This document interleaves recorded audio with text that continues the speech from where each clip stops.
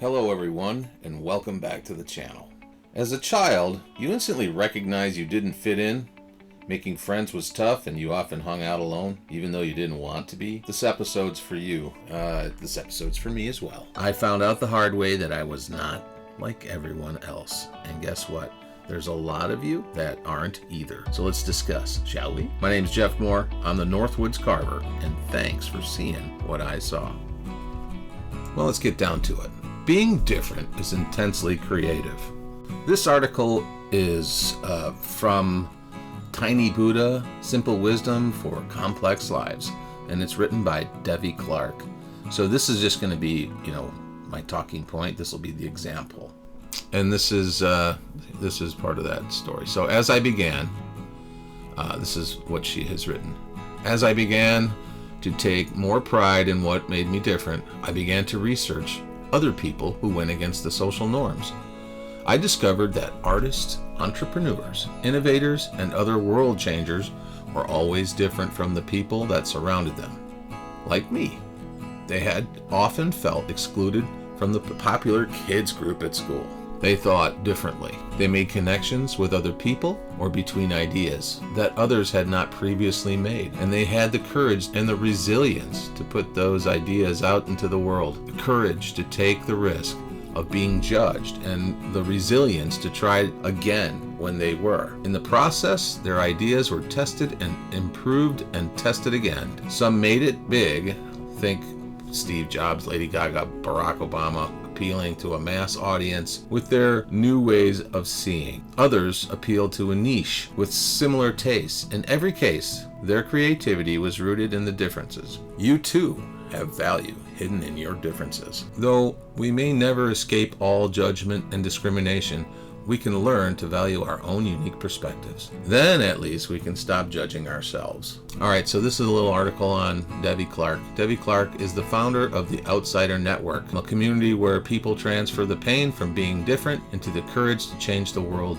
She also runs New Leaf for people who want to make an ethical career change into the non-profit sector. So there's a lot here. There's a lot to unpack, but I just want to kind of keep it along the artistic mindset, or this is what I do. I'm like, I guess, I'm like a puddle, but I'm a deep puddle. I'm a pothole you don't want to get, you don't want to hit with your car. It's just, you'll suck your whole front end right down to the axle. But what I'm trying to express here is I feel different because there's a lot on my mind and I like to speak about it. And there's very few people around here that I can have discussions with. I mean, I talk to my wife and a couple friends about the deeper things. So when it all boils down to it, most people, when they have a conversation where, they're not saying things that I'm going to be interested in. I like to talk about certain things. I like to talk about events occasionally, the depth of whatever it is we're into. I don't necessarily like discussing people unless it's in a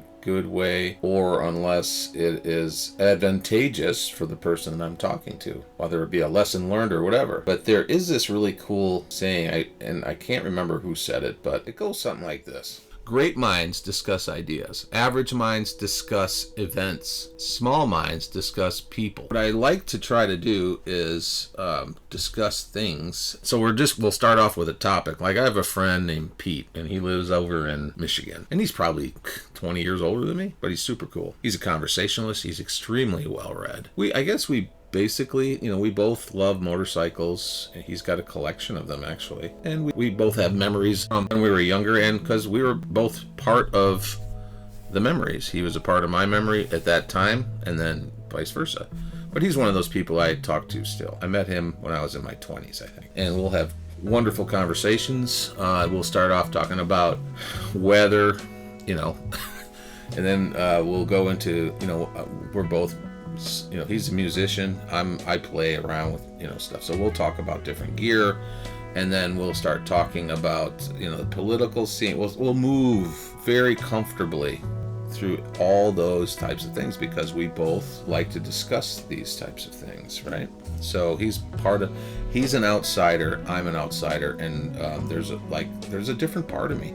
So I'm a chainsaw carver. That's what I love to do. That's my job. That's how I make a living. So, and I can express myself. There's a camaraderie that comes with hanging out with other chainsaw carvers. and other artists. But like there's something there. Like if you were to take 50 of us, 50 people that do the same job, or we're all artists, we're all creatives, right?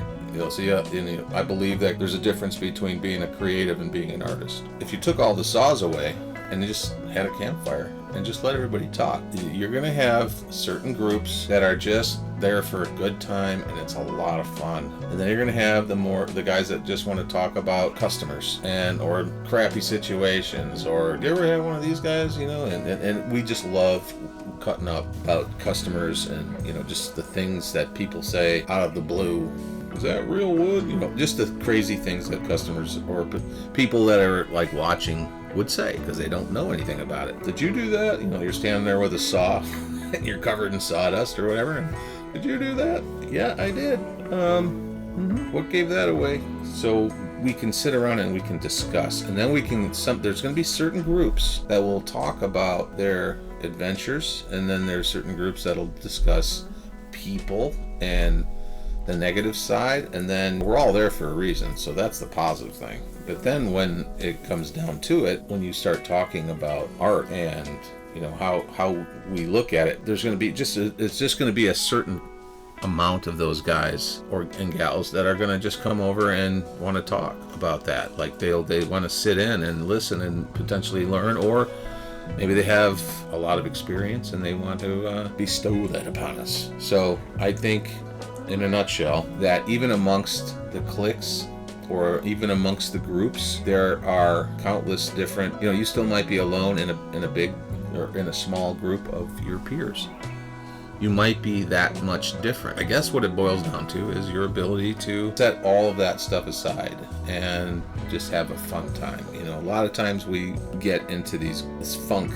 I know a lot of introverts that will be at a big party. It's only like chainsaw carving or whatever the thing is, and then they just need to break off because it drains them. The introvert gets drained. I'm one of those guys. Like I can hang out and party and have fun, and and it takes a lot out of me, but it's so worth it. Even when we have guests at my house, it's just like so draining. Even though I have the best time ever, when the people leave, I'm just like, or the person, I'm drained for at least 2 days, like mentally and physically. Even though I had a wonderful time and we talked and we laughed and we hung out, and it was wonderful, but still it's draining because I was, this is my bubble, and I love my bubble. And I'll let you come into the bubble, and you got to go. After we're all done, you got to go, and I just got to walk the property, and I just got to go, that's my tree, there's my other tree, there's some logs, there's my skid loader, everything's good, pet my dog, just sit in the breeze and just soak in the sun and just recharge. And I think when I was younger, I was a bit more ruckus. I was quite the handful, and I think I was more outward. I was 100% more outward. I just wanted to party and have fun, and now I'm extremely inward, and I guess that's probably why I'm making all these stupid videos about, being different and all that. So with that being said, hopefully you enjoyed this, and thanks for seeing what I saw.